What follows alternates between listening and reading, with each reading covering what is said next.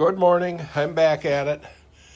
This is the hydraulic pump to mount on the 60 up on timing gear case on the front of the engine.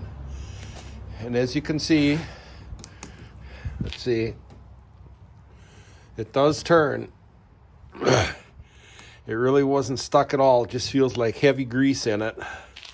So I'm going to get at disassembling this and cleaning up and see if I can get it to work, because my ulterior motive is to try and get this functional on the crawler for a plow day in a couple of weeks.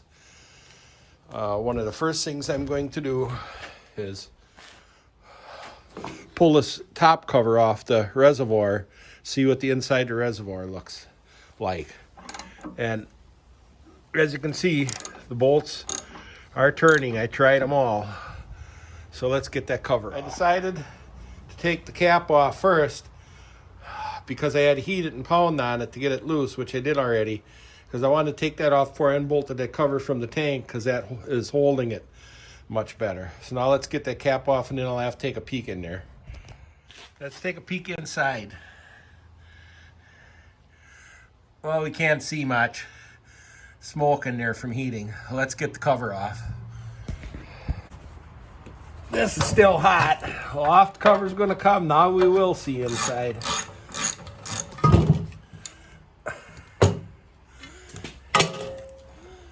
And look what they used for gasket material.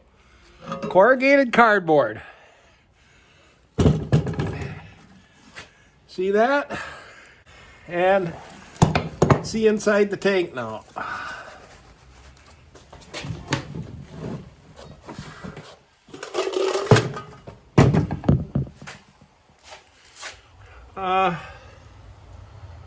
It doesn't look too bad.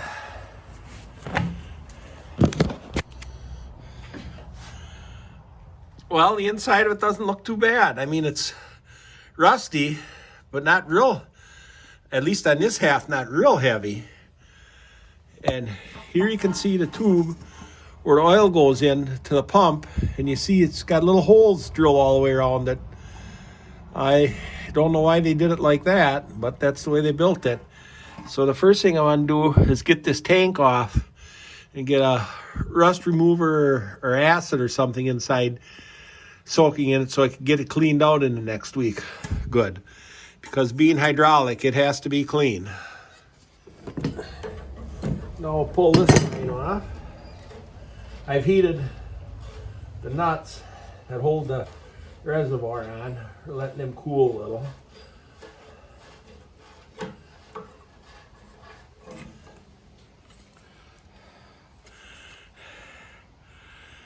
And see, this line has a little hole in it. It looks like something rubbed against it, actually, before it split. I thought it split from frost, but it looks like something rubbed against it. Go ahead and try and get the nuts off that hold the reservoir on the pump. I had to loosen this bracket and move it so I could get this wrench in here to take that nut off for taking the tank off. So I'm going to keep at taking the tank off. Well, I have all the nuts off. Let's see if we can separate the hydraulic tank from the pump. It's wailing a little. We'll just keep working it.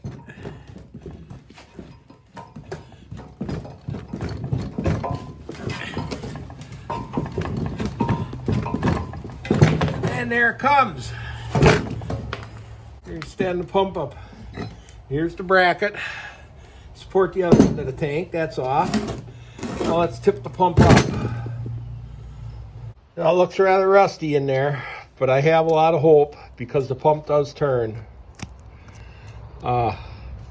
This I'm sure is single acting, and this must be the valve somehow that it draws oil in when it's raising it, and then oil returns back out the same line from the valve when it lowers it. So I'm going to try and get these two. These have to be nuts, have something to do with the valve. I'm going to see if they might turn. Other than that, I gotta start to take the through bolts out and hold the whole assembly together. Now this is turning. I think that's actually the line where the hydraulic hose would come out, or pipe would come out to go to the cylinders. So I'm going to pull that out and see what I see behind that, and then I'll see if that one turns. Fortunately, he had this plugged off good, where the hydraulic hose would have come out. I mean, it's rusty in there, but it doesn't look horrible. I've seen a lot worse stuff that I've gotten apart and cleaned up and used. So let's see what else we can get apart on it. Now these end caps that go on each end of the valve, apparently, both of those turn freely. So I'm going to see about getting those off and start soaking penetrating oil into the valve in order to get that pulled out of there.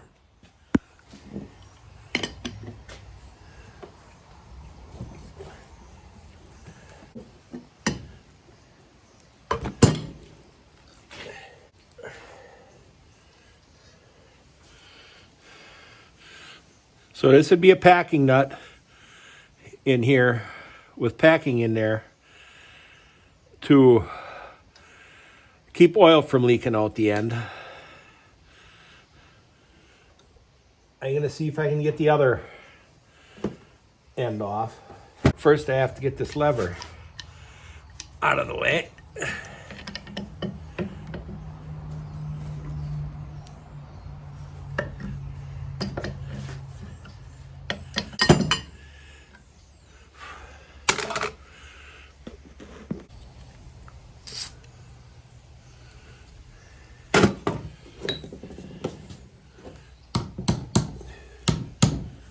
Trying to get that taken off with a brass drift.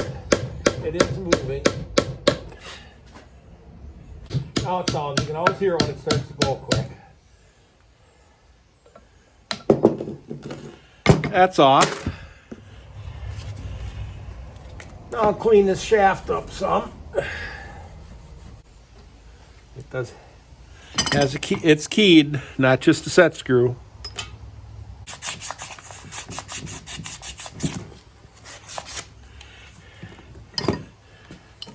Now we'll take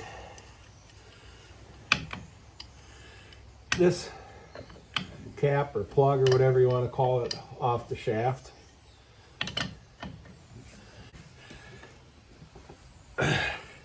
I could have tried splitting the pump apart first, but it's a lot heavier this way and stays in place better to work on this.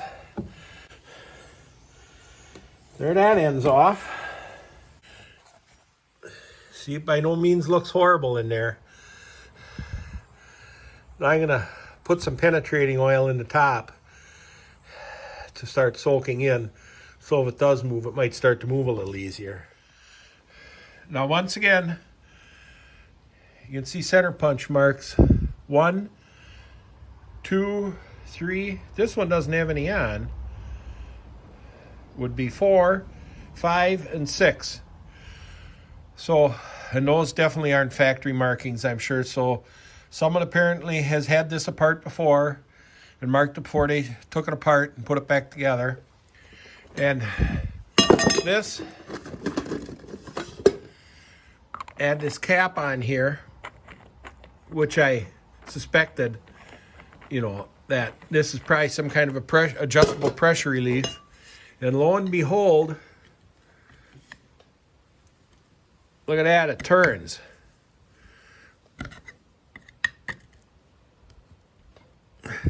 So I'm going to try and take that out so there's another point they can put penetrating oil in. So let's see what we find under that.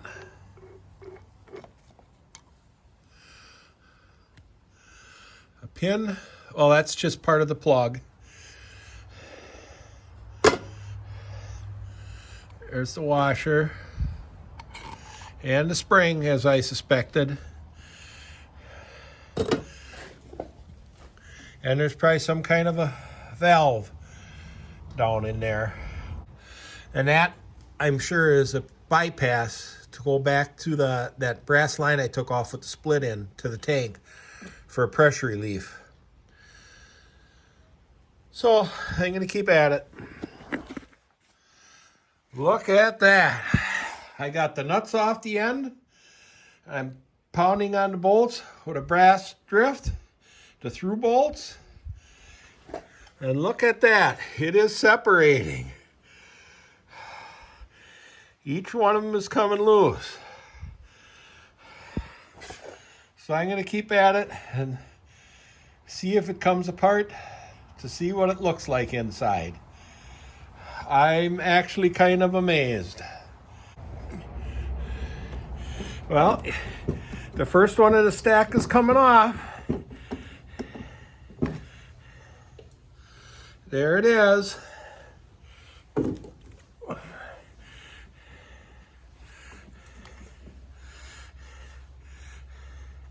And here's the check ball that spring was against. Now I'll keep going, see if, oh, here comes the second one.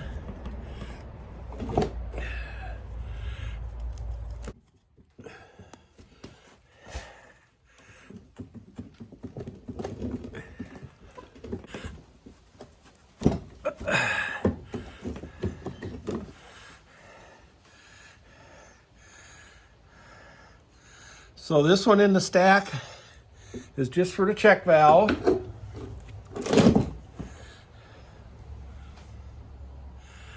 Now I'll see if we can get the third. Oh no, the next two are coming real easy.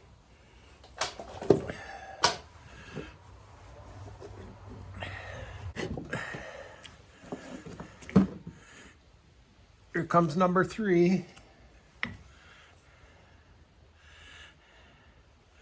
So you can see it's a gear type pump.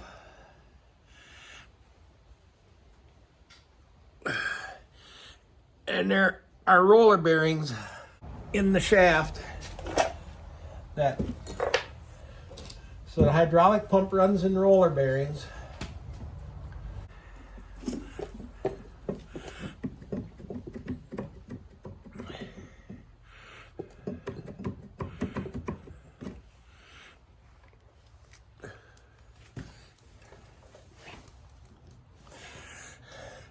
Now I'll be saving these pieces of gasket to mic them to see how thick the paper is, so I know how thick to make replacement gaskets out of. Now from what I can see of them so far, the gears, the shafts, the bearings all seem to be in good condition. But I think the rest of the disassembly is going to be much more difficult, and I have to take my time not to damage anything. So I'm going to give this some second thought as a way to raise the plow for plow day. It's a hydraulic lift plow, and I'm thinking about possibly putting an electric winch on it with a cable to lift it, because I have to take my time with this hydraulic pump to get it really good and cleaned up good and done right, because it'll be time consuming making all those gaskets, and I have to have the right thickness of paper, and I have to get that valve body loose in there, and I have to be very careful with that not to wreck anything. So instead of wasting a lot of time on, well, it wouldn't be wasting, spending a lot of time on this hydraulic pump right now, I think I may look at putting an electric winch to raise the plow for the plow day, because I'm not going to have real much time to spend, because I'm also hauling soybeans for the neighbor. So I'll let you know how I continue with this project.